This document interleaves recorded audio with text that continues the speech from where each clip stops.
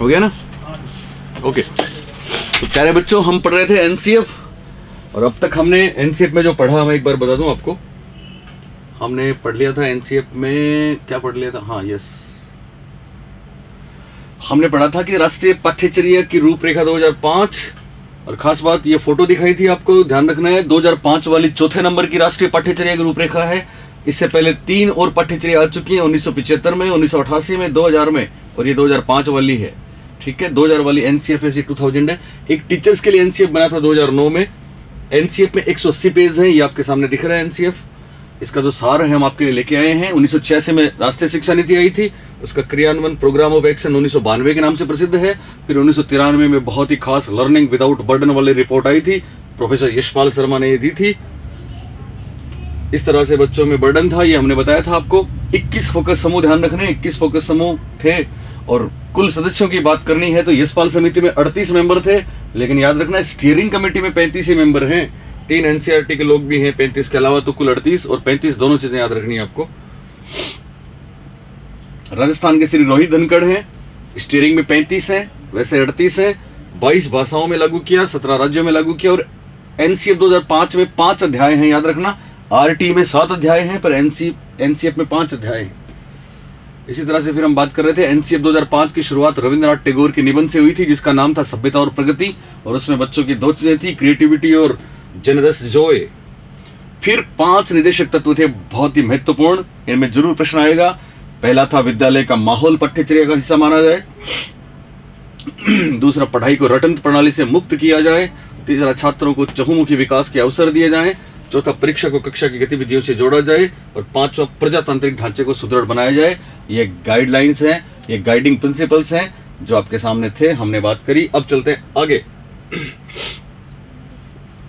Okay, और देखिए NCF 2004 4 महत्वपूर्ण विषयों के बारे में अपने संशोधन प्रस्तुत करता है, बात करता है। पहला है भाषा, लैंग्वेज। दूसरा है मैथ्स, गणित।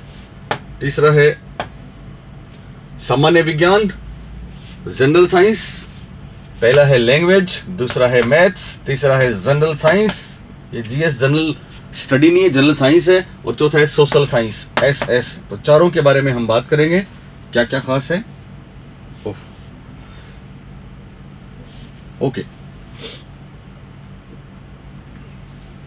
तो सबसे पहले भाषा, लैंग्वेज। देखो, भाषा में 3 बातें याद रखनी है आपको एनसीएफ में।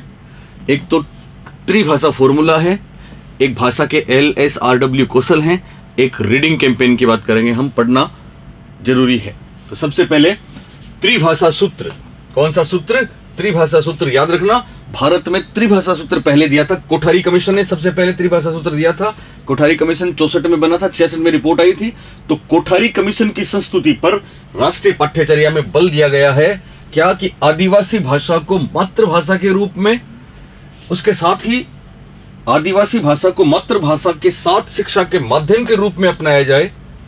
अंग्रेजी को पहली क्लास से ही अनिवार्य किया जाए, और छात्रों में बहुभाषिक प्रवीणता का विकास किया जाए। यह बहुत ही महत्वपूर्ण बात है। त्रिभाषा सूत्र, ध्यान देना, त्रिभाषा सूत्र क्या है? त्रिभाषा सूत्र क्या है? तो याद रखना, एक त्रिभाषा सूत्र की पहली बात है कि मातृभाषा में शिक्षा दी जाए। मातृभाषा मतलब बच्चों को समझ में आना जरूरी है। एनसीएफ 2005 कहता है कि रटना नहीं है, समझना है। तो समझना तभी होगा ना जब उनकी मातृभाषा में उनको शिक्षा देंगे। मातृभाषा हिंदी हो सकती है, इंग्लिश हो सकती है, या कोई क्षेत्र भाषा हो सकती है, रीजनल भाषा हो सकती है। इसको एनसीएफ में मातृभाषा के साथ साथ नाम दिया है आदिवासी भाषा। ध्यान रखेंगे, कौन सी भाषा? आदिवासी भाषा। आदिवासी भाषा दरअसल रीजनल लैंग्वेज है, माफ करें, रीजनल लैंग्वेज लिखेंगे हम मातृभाषा के बजाय। मैं इसको करेक्शन करता हूं, त्रिभाषा सूत्र की बात भी अभी करूंगा, तो ध्यान रखें। वापस देखें, त्रिभाषा सूत्र। त्रिभाषा सूत्र की संस्तुति किसने की थी? तो आप बोलेंगे साहब, त्रिभाषा सूत्र की संस्तुति की थी कोठारी कमीशन ने। किसने की थी? कोठारी कमीशन ने की थी। अब त्रिभाषा सूत्र में कौन से 3 भाषा है, 3 सूत्र है? तो याद रखना, पहला सूत्र है आदिवासी भाषा। कौन सा है? आदिवासी भाषा। आदिवासी भाषा का मतलब है बच्चों की स्थानीय भाषा, क्षेत्रीय भाषा, रीजनल लैंग्वेज जो उनके घर पे बोली जाती है, उसको बोलते हैं आदिवासी भाषा। अब चूंकि आदिवासी भाषा या मातृभाषा हिंदी भी हो सकती है ना, इसलिए जहां पे हिंदी है वहां 2 नंबर पे अंग्रेजी है, दूसरा सूत्र है अंग्रेजी। दूसरा सूत्र क्या है? अंग्रेजी। और तीसरा सूत्र है कोई भी मॉडर्न लैंग्वेज। तो कोई भी मॉडर्न लैंग्वेज करेंगे तो यहां आदिवासी भाषा अगर हिंदी है, ध्यान देंगे, आदिवासी भाषा क्या है? अगर हिंदी है तो पहला सूत्र हो गया हिंदी, दूसरा सूत्र हो गया अंग्रेजी, तीसरा सूत्र हो गया कोई भी आधुनिक भाषा, मॉडर्न लैंग्वेज। कौन सी भाषा? आधुनिक भाषा। और यहां खास बात याद रखनी है, MLE। क्या याद रखेंगे? MLE। और MLE का पूरा नाम है मल्टी लिंग्विस्टिक एफिशिएंसी। क्या नाम है? मल्टी लिंग्विस्टिक एफिशिएंसी या मल्टी लैंग्वेज एफिशिएंसी, जिसको बोलते हैं बहुभाषिता प्रवीणता या बहुभाषिक प्रवीणता। क्या बोलेंगे इसको? बहुभाषिक प्रवीणता बच्चों में जरूरी है। भारतीय राष्ट्रीय चरित्र के विकास के लिए कोई भी एक मॉडर्न लैंग्वेज बच्चों को आनी चाहिए, जिसको बोलते हैं बहुभाषिक प्रवीणता। क्या बोलेंगे? बहुभाषिक प्रवीणता। इसको बोलेंगे मल्टी लिंग्विस्टिक एफिशिएंसी या मल्टी लैंग्वेज एफिशिएंसी। एक बार फिर मैं आपको बता दूं, त्रिभाषा सूत्र में कंफ्यूज नहीं होना है। राजस्थान में या हिंदी भाषी जो बच्चे हैं उनकी मातृभाषा भी हिंदी है, आदिवासी या क्षेत्रीय भाषा भी घर में बोली जाने वाली भाषा हिंदी है। तो पहला सूत्र हो गया हिंदी, दूसरा सूत्र हो गया अंग्रेजी, तीसरा और कोई मॉडर्न लैंग्वेज। मान लो जैसे साउथ में या कहीं पे मातृभाषा उनकी, आदिवासी भाषा उनकी, रीजनल भाषा उनकी अंग्रेजी हो, मान लो यहां पे उनके लिए अंग्रेजी पहला सूत्र हो। क्या हो? अंग्रेजी। तो ध्यान रखना, दूसरा सूत्र होगा हिंदी, दूसरा सूत्र क्या होगा? हिंदी। और तीसरा सूत्र है कोई भी मॉडर्न लैंग्वेज। तो त्रिभाषा सूत्र में हिंदी भी है, याद रखना, अंग्रेजी भी है और कोई मॉडर्न लैंग्वेज भी है, पर साथ में मातृभाषा से शुरुआत होगी, आदिवासी भाषा से शुरुआत होगी। इसलिए पहला सूत्र याद रखेंगे, मातृभाषा है। क्या है? मातृभाषा है। मातृभाषा ही आदिवासी भाषा है।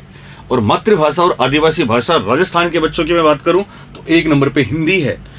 इसलिए 2 नंबर पे अंग्रेजी आएगा, दूसरा सूत्र, और 3 नंबर पे कोई भी मॉडर्न लैंग्वेज आएगी। तो ध्यान रखना, what is the 3 language formula यहां पे भी हमने दिया है। मदर टंग, मदर टंग है ये, रीजनल टंग है ये, रीजनल लैंग्वेज है ये, और 2 नंबर पे है एन इंडियन लैंग्वेज हिंदी। यहां पे ध्यान रखना हिंदी। अगर मदर टंग हिंदी नहीं है तो, अगर मदर टंग हिंदी नहीं है तो 2 नंबर पे हिंदी आ जाएगी, और 3 नंबर पे कोई भी मॉडर्न लैंग्वेज इंग्लिश आ सकती है। तो मातृभाषा माफ करें 1 नंबर हुई जब वो मातृभाषा या आदिवासी भाषा हिंदी नहीं है, तो फिर दूसरा सूत्र हिंदी होगा। बात समझ में आ रही है आपको? और तीसरे में फिर अंग्रेजी या कोई मॉडर्न लैंग्वेज आ सकती है, तो 3 नंबर पे अंग्रेजी हो गई।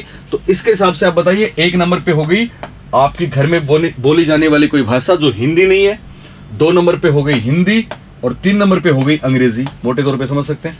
लेकिन जहां हिंदी मातृभाषा है, जैसे अपने राजस्थान में है, हम घरों में भी हिंदी बोलते हैं, तो फिर 1 नंबर पे हिंदी आ जाएगी। ध्यान रखना, 1 नंबर पे हिंदी हो जाएगी, 2 नंबर पे इंग्लिश हो जाएगी, और यहां और कोई मॉडर्न लैंग्वेज आ जाएगी, और यहीं से बनेगी मल्टी लैंग्वेज एफिशिएंसी। यहीं से बनता है MLE। इस बात का आप ध्यान रखेंगे। ओके। दूसरी बात, भाषा में 3 बातें हमने आपको बताई है। भाषा की पहली बात क्या थी? त्रिभाषा सूत्र, जो कोठारी कमीशन ने दिया था। भाषा की पहली बात क्या है? त्रिभाषा सूत्र, त्रिभाषा सूत्र, ट्राई लैंग्वेज फॉर्मूला। भाषा की दूसरी बात यह है, वो क्या है कि आरंभिक स्तर पर भाषा के 4 मूलभूत कौशल हैं, उनका विकास किया जाए, और वो है LSRW। वो क्या है? LSRW। L का मतलब लिसनिंग, L का मतलब लिसनिंग, L का मतलब स्पीकिंग, R का मतलब रीडिंग, और W का मतलब राइटिंग। ध्यान रखना, इनका सीक्वेंस यही रहेगा। सबसे पहले L, फिर S, फिर R, फिर W। सबसे पहले सुनना, 1 नंबर पे क्या है? सुनना, 2 नंबर पे बोलना, 3 नंबर पे पढ़ना, 4 नंबर पे लिखना। ये बात आपको समझ में आई? इन 4 में से 2 रिसेप्टिव कौशल्स हैं, रिसेप्टिव स्किल्स हैं। क्या हैं? रिसेप्टिव स्किल्स हैं, जिनको हम बोलते हैं ग्रह्यात्मक कौशल या ग्रहणात्मक कौशल हैं। तो 2 चीजों से हम रिसीव करते हैं। किस किस से करते हैं? सुनने से, लिसनिंग, एंड रीडिंग। तो L एंड R, और सुनना और पढ़ना क्या है? रिसेप्टिव है। 2 एक्सप्रेसिव स्किल्स है। 2 क्या है? एक्सप्रेसिव स्किल्स, यानी 2 हैं आपके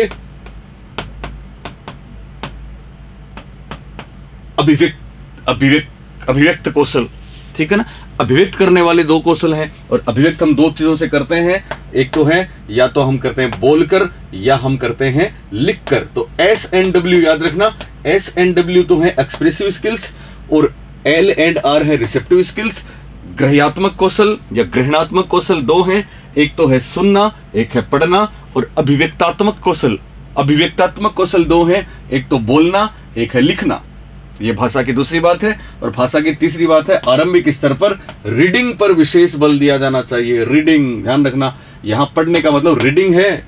रीडिंग का मतलब अर्ली स्टेज पर बच्चों को पढ़ना आना चाहिए। पढ़ने का मतलब ऐसा पढ़ना जिससे समझ में भी आए। पढ़ने का मतलब हिंदी पढ़ना, पढ़ने का मतलब इंग्लिश पढ़ना, पढ़ने का मतलब गणित पढ़ना, पढ़ने का मतलब साइंस पढ़ना। यानी गणित के जो सिंबल्स हैं उनका अर्थ बच्चे को आना चाहिए। हिंदी में क्या लिखा है वो पढ़ रहा है तो उसका अर्थ बच्चे को आना चाहिए। इंग्लिश में वो पढ़ रहा है तो उसका मीनिंग बच्चे को आना चाहिए। तो भाषा में 3 बातें याद रखेंगे आप। पहली बात है त्रिभाषा फॉर्मूला। त्रिभाषा में भी पहली आदिवासी भाषा, रीजनल भाषा, अगर वो हिंदी है तो दूसरा सूत्र अंग्रेजी होगा, तीसरा अन्य कोई मॉडर्न लैंग्वेज होगी। अगर हिंदी नहीं है तो फिर ध्यान रखना, पहला सूत्र है आदिवासी भाषा, मातृभाषा, घर में बोली जाने वाली भाषा। अगर वो अदर देन हिंदी है तो 2 नंबर पे दूसरा सूत्र आ जाएगा हिंदी, और फिर तीसरा सूत्र मॉडर्न लैंग्वेज में इंग्लिश आती है तो इंग्लिश। बात समझ में आ रही है आपको? ओके। और भाषा में 3 चीजें होंगी, पहला त्रिभाषा सूत्र, दूसरा LSRW और तीसरा रीडिंग। अब चलते हैं 2 नंबर, और दूसरा है गणित। दूसरा क्या है? गणित। गणित में कुछ बेहतरीन बातें हैं साहब। देखो, जब भी गणित का नाम आता है, सेकंड ग्रेड वाले स्पेशली सुन लें मेरे को, फर्स्ट ग्रेड वाले सुन लें, रीट वाले सुन लें, सीटेट वाले सुन लें, थर्ड ग्रेड वाले सुन लें। गणित से किसका विकास होता है? तो जनरली हम कहते हैं साहब गणित, रीजनिंग गणित का एक पार्ट है, बिल्कुल है, लेकिन रीजनिंग से ज्यादा महत्वपूर्ण जहां भी गणित का नाम आए आप याद रखना, गणित अमूर्तनों की संकल्पना का विकास करती है। तो पहली महत्वपूर्ण बात है, बालकों में अमूर्त, माफ करें, अमूर्तनों है। क्या है? अमूर्तनों की संकल्पना, साथ में तर्क क्षमता। तो दोनों चीजें याद रखनी है। पहला बिंदु है बालकों में अमूर्तनों की संकल्पना व तर्क क्षमता का विकास किया जाए, ताकि विचारों का गणितीकरण किया जा सके, मैथमेटाइजेशन किया जा सके। मैथमेटाइजेशन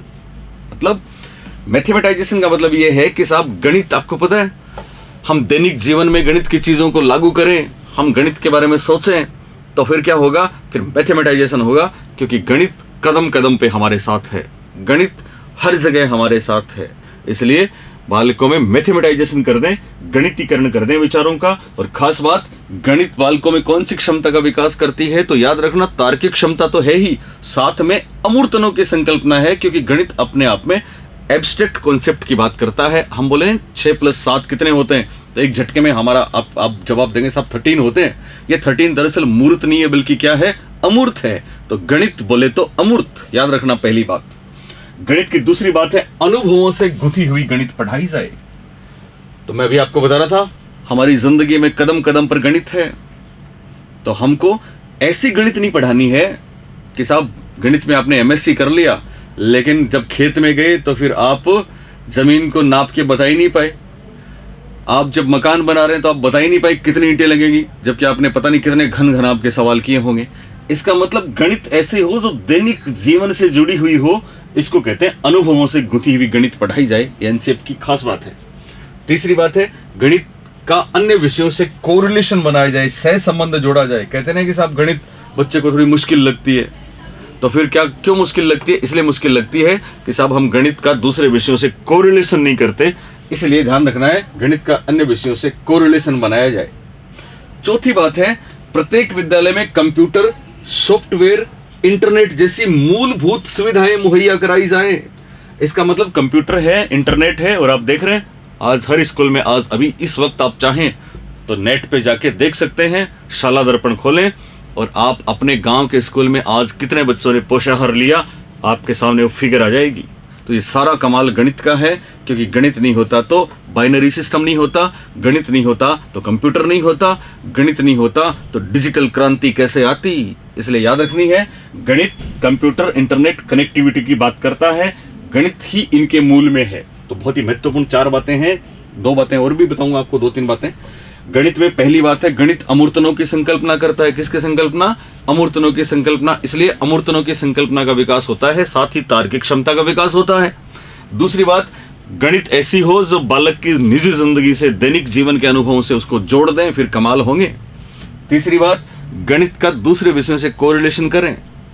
और चौथी बात, इंटरनेट कनेक्टिविटी, डिजिटल क्रांति के लिए गणित बहुत महत्वपूर्ण है। इसलिए प्रत्येक विद्यालय की कनेक्टिविटी आज जो संभव हो पाई है, उसके पीछे कहीं न कहीं गणित वाली बात है। तो एनसीएफ 2005 कहता है कि गणित का ये वाला यूज बेहद खास है। इसके अलावा गणित में क्या हो सकता है, तो 2-3 बातें और हैं। गणित एक लंबी आकृति, याद रखना परीक्षा में ऐसा प्रश्न आ चुका है, गणित को एक लंबी आकृति के रूप में बताया जाए। लंबी आकृति का मतलब है कि building concept on another concept, यानी एक कॉन्सेप्ट को समझा, उसके आधार पर दूसरा कॉन्सेप्ट भी उससे जुड़ता है, तीसरा कॉन्सेप्ट भी उससे जुड़ता है। इस तरह से गणित क्या है? एक लंबी आकृति है, कभी खत्म न होने वाली चीज है। तो गणित एक लंबी आकृति के रूप में है। इसी तरह आ गया, एक कॉन्सेप्ट से दूसरा कॉन्सेप्ट जोड़ना, ये वही वाली बात है। और करके सीखने पर बल है, एकाग्रता पर बल है। मैथ्स में एक्चुअली ये दोनों चीजें इंपॉर्टेंट हैं।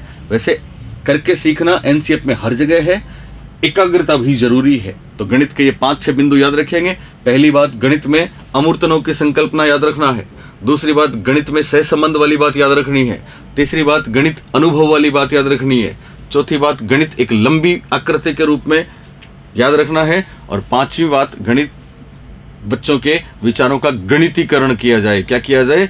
गणितीकरण किया जाए। तो भाषा और गणित 2 चीजें हो गई। भाषा में याद करो, हमने आपको 3 बातें बताई थी। पहली बात, त्रिभाषा फॉर्मूला जो कोठारी कमीशन ने दिया था, तो वो लागू किया एनसीएफ 2005 ने। त्रिभाषा फॉर्मूले में फिर मैं आपको बता दूं, पहली भाषा आदिवासी भाषा है, मातृभाषा है, रीजनल भाषा है, घर में बोली जाने वाली भाषा है। अगर वो हिंदी है तो दूसरा सूत्र अंग्रेजी आ जाएगा, क्योंकि हिंदी पहले सूत्र में आ जाएगी। और तीसरा सूत्र कोई भी मॉडर्न लैंग्वेज आ जाएगी।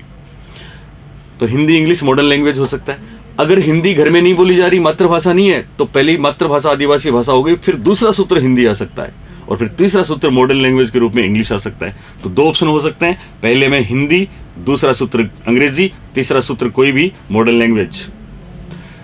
अगर हिंदी घर में नहीं बोली जाती तो पहला सूत्र है आदिवासी या क्षेत्रीय भाषा, घर में बोली जाने वाली, 2 नंबर पे हिंदी और तीसरी अंग्रेजी।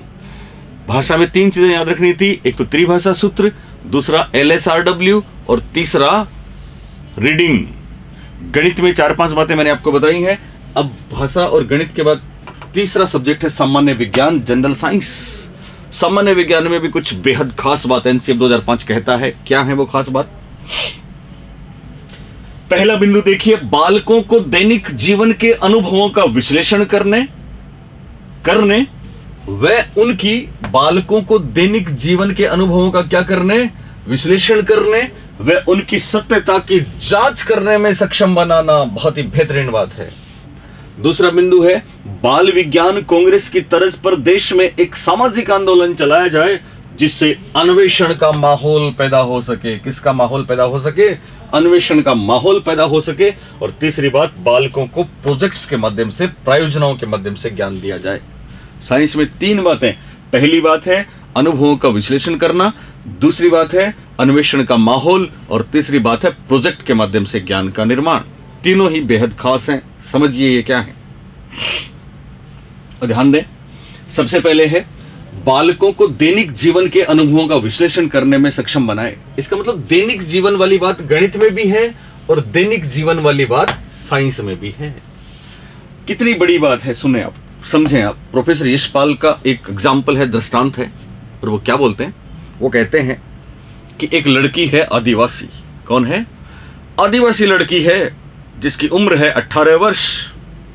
वो पिछले 10 वर्षों से क्या कर रही है पता आपको? वो पिछले 10 वर्षों से सुबह होते ही अपने जानवरों को लेके पहाड़ पे चली जाती है, क्योंकि पहाड़ की तलहटी में उसका घर है।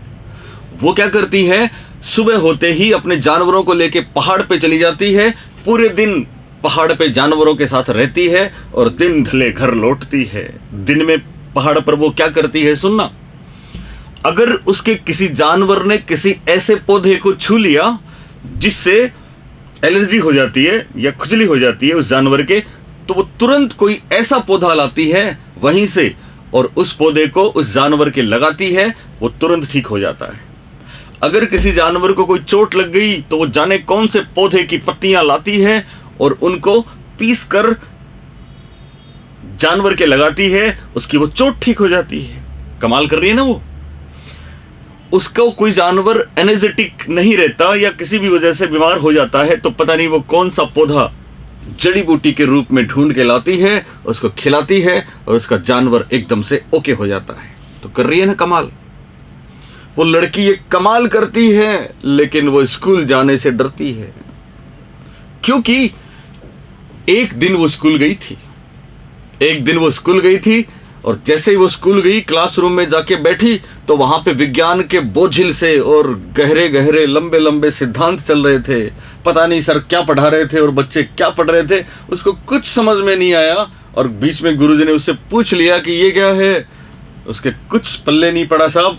तो वो डर गई, वो मासूम घबरा गई और अब स्कूल का कोई नाम लेता है तो उसको बहुत डर लगता है और वो अपने जानवरों के साथ पहाड़ों पे चली जाती है। प्रोफेसर यशपाल कहते हैं कि काश उस लड़की को कोई बता दे कि जितना तुमको पता है उतना उस क्लासरूम में उस शिक्षक को भी नहीं पता।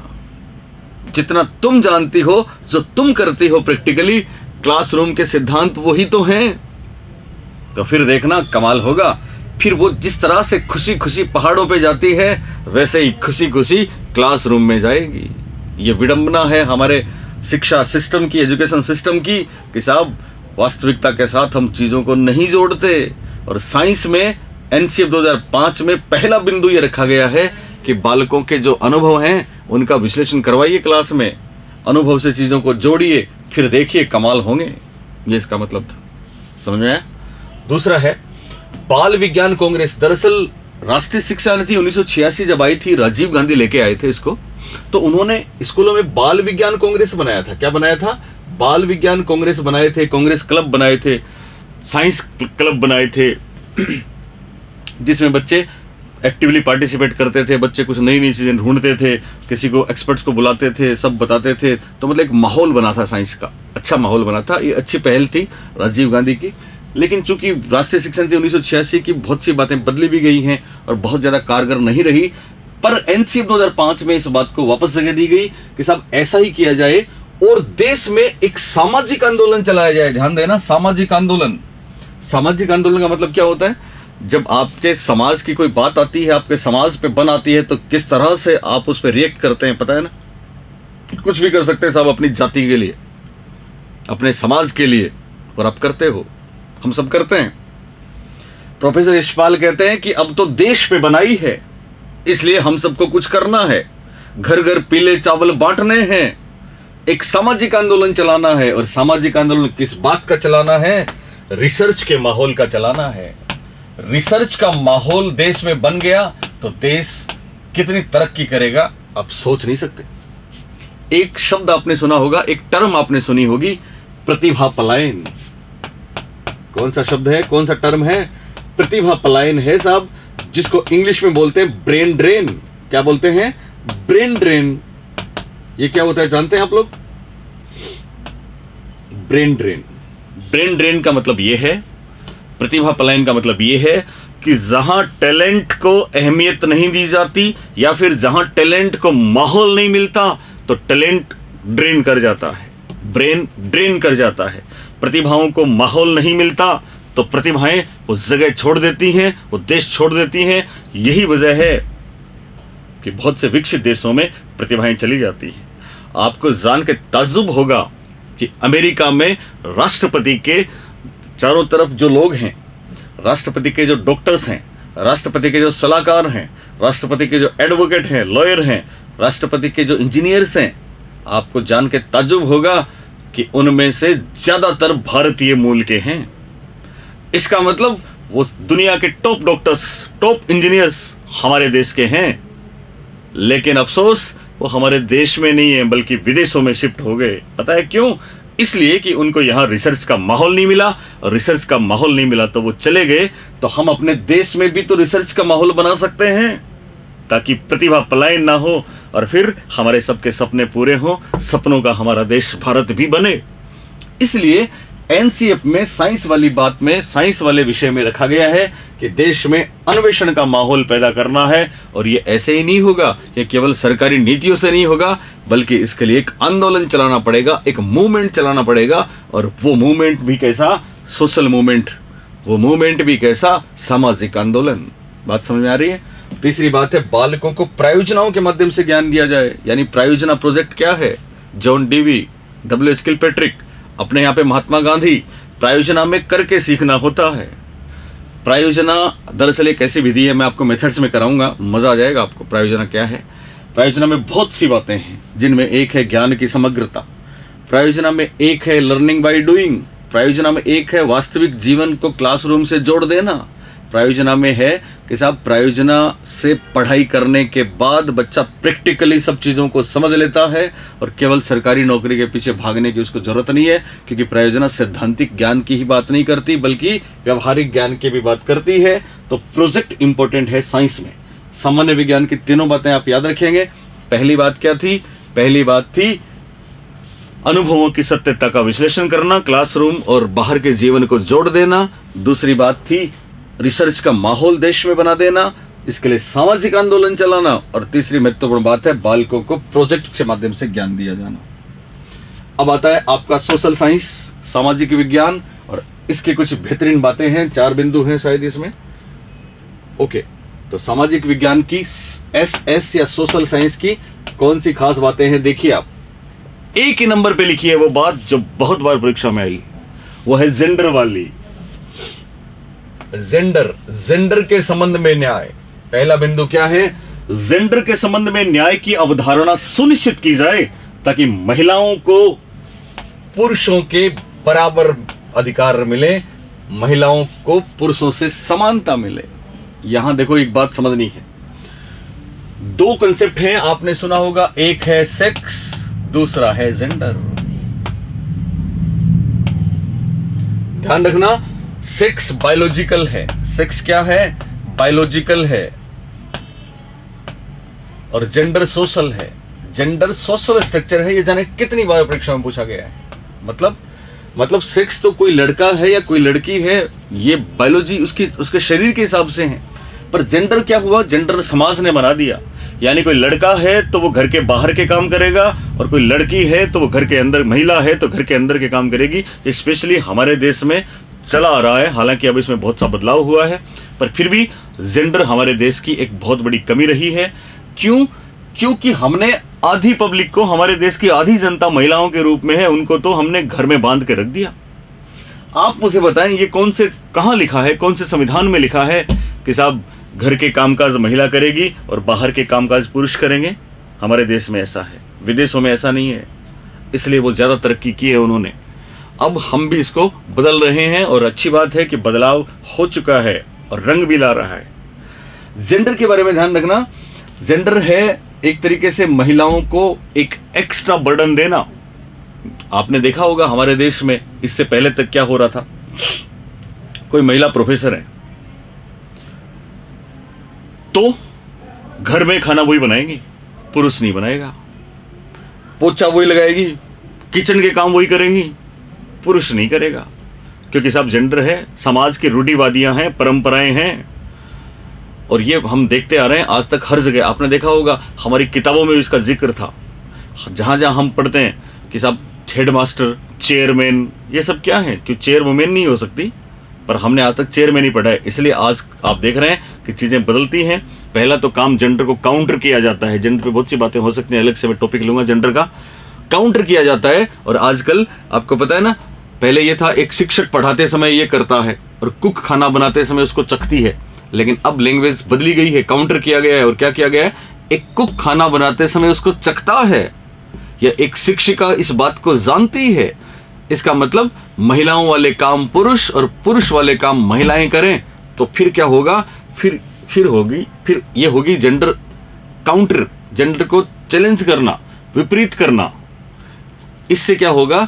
इससे जेंडर इक्विटी, पैरिटी की बात होगी, उनको सपोर्ट दें, उनको सहारा दें, और जब बराबर आ जाएं तो फिर जेंडर इक्विलिटी कर लें, फिर जेंडर समानता की बात कर लें, फिर महिला पुरुष में कोई फर्क ना रहे, तो वो एक आदर्श स्थिति हो सकती है। प्रोफेसर यशपाल क्या कर रहे हैं, क्या कह रहे हैं, सुनना। जेंडर के बारे में प्रोफेसर यशपाल का एक बहुत ही खूबसूरत सा दृष्टांत है, सुनिए। वो ये कहते हैं कि मैं एक ख्वाब देख रहा हूं, ख्वाब ऐसा देख रहा हूं, गांव का एक परिवार है, उस परिवार के मेंबर्स क्या कर रहे हैं उस पे एक कल्पना बुनी है प्रोफेसर यशपाल ने, और वो काउंटर वाली बात है। क्या है? वो कहते हैं कि घर की बड़ी बेटी बाइक से कॉलेज से घर आ रही है, समझना, घर की बड़ी बेटी बाइक से कॉलेज से घर आ रही है, उसकी छोटी बहन घर में एक पेड़ है उसको काट रही है, उसका भाई सब्जी बना रहा है, उसका भाई सब्जी बना रहा है, उसके पापा गाय का दूध निकाल रहे हैं, और उसकी माँ एक स्टूल पे खड़ी है और पंखा ठीक कर रही है। और समझ में आई? इस एग्जाम्पल में घर की बड़ी बेटी बाइक से कॉलेज से आ रही है, उसकी छोटी बहन पेड़ काट रही है, भाई सब्जी बना रहा है, पापा दूध निकाल रहे हैं, और मम्मा स्टूल पे खड़ी होकर पंखा ठीक कर रही है। तो आपने गौर किया, इसमें महिलाओं वाले काम तो पुरुष कर रहे हैं और पुरुष वाले काम महिलाएं कर रही हैं। यह है जेंडर का काउंटर करना, और ऐसा करेंगे उसके बाद समानता आएगी। तो बहुत महत्वपूर्ण बात है जेंडर के संबंध में न्याय। दूसरा बिंदु है इसमें, अनुसूचित जाति व जनजाति के मामलों में जागरूकता पैदा की जाए, अवेयरनेस हो, और अल्पसंख्यकों के प्रति संवेदनशीलता का विकास किया जाए। मतलब SC ST के मामलों में अवेयरनेस आए। अवेयरनेस का मतलब क्या हुआ कि साहब SC ST को हम सब जानते हैं, हमने पेरिटी के हिसाब से हमारे संविधान में बाबा साहब ने SC ST के लिए, या सब ने, पुराने सब नेताओं ने SC ST को कुछ विशेष अधिकार दिए, साहब दिए ना, इसलिए दिए कि साहब वही महिलाओं वाली बात है। तो कहीं ना कहीं वो पुराने समय में रहा होगा, वंचित रहे होंगे, दबे कुचले रहे होंगे और रहे हैं, तो इसके लिए उनको मुख्य धारा में हमको लाना है, तो पहले उनको एक्स्ट्रा बेनिफिट दीजिए। अब क्या होगा, जब वो इक्वल हो जाएं तो फिर सबको बराबर कर दीजिए, फिर कोई आरक्षण नहीं, सब एक जैसे होंगे। ये बात व्यवस्था की गई थी हमारे संविधान में। अब ध्यान देना है कि बहुत सी ऐसी योजनाएं हैं जो SC ST को ऊपर उठाती हैं, लेकिन दुख इस बात का है कि आज तक हमारे देश में जिनको फायदा मिला, केवल उन्हीं SC ST के लोगों ने फायदा उठाया। एक दूर किनारे पे, कोने पे SC ST का घर है, परिवार है, उनको उन योजनाओं के, हालांकि इसमें भी जेंडर की तरह अब परिवर्तन आ चुका है और लगभग सबको फायदा मिल रहा है, लेकिन बहुत बहुत समय लगा है। तो क्या हुआ, हम अवेयर कर दें, स्कूल लेवल पे बच्चों को बता दें कि बेटा तुम्हें ये फायदे मिले हैं, तो तुम इनका फायदा उठाओ। इसको बोलते हैं SC ST के मामलों में जागरूकता। दूसरी बात है, अल्पसंख्यक माइनॉरिटीज के प्रति सेंसिटिविटी होनी चाहिए, हमें संवेदनशीलता दिखानी होगी, क्योंकि ये क्या बोलता है ये NCF 2005 कि हमारे देश में हिंदू जो है वो तो मेजोरिटी में है, और हिंदुओं के अलावा जो भी हैं, वेदर मुस्लिम्स, वेदर दूसरे कोई धर्म के हों, ईसाई, तो उनको क्या करें, उनके प्रति हमें संवेदनशीलता रखनी है, मतलब उनका ख्याल रखना है हमको। ये एस में सोशल साइंस में दूसरा बिंदु है। सोशल साइंस में तीसरा बिंदु है कि ज्ञान के विशिष्ट क्षेत्रों का विकास किया जाए। ज्ञान के विशिष्ट क्षेत्रों के विकास से मतलब ये हुआ कि साहब जाने कितनी ऐसी ब्रांच हो सकती हैं नॉलेज की जो अब तक अछूती हैं, अनछुई हैं, हमें उनको डेवलप करना है, उनका विकास करना है। जैसे फॉर एग्जांपल पानी अपने आप में कितना बड़ा मुद्दा है, आपको पता है ना, केंद्र में और राजस्थान में पानी का विभाग है और इसका अलग से मंत्रालय है। तो ऐसे ही ज्ञान के विशिष्ट क्षेत्र खोजे जा सकते हैं। डिजिटल मंत्रालय होना चाहिए। जाने कितने ऐसे क्षेत्र हैं। तो सोशल साइंस में इस पे गौर किया गया है कि ज्ञान के विशिष्ट क्षेत्रों का विकास किया जाए। उदाहरण के लिए पानी जैसे मुद्दों का समाकलन किया जाए, पाठ्यक्रम में इनको शामिल किया जाए। चौथी बात है स्थानीय निकाय, लोकल बॉडीज की बात है। स्थानीय निकायों को मजबूत बनाया जाए जिससे प्रजातांत्रिक राज्य व्यवस्था के अंतर्गत राष्ट्रीय चिंताएं समाहित हों। तो लोकल बॉडीज को मजबूत बनाया जाए। देखिए कहीं न कहीं इस